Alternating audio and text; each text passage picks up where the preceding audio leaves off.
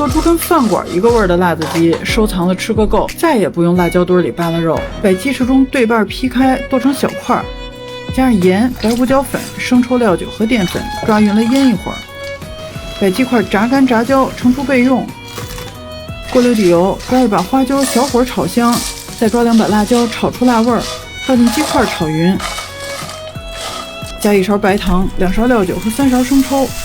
最后撒上蒜片、小葱、白芝麻，扒拉匀了出锅，香辣过瘾，巨好吃。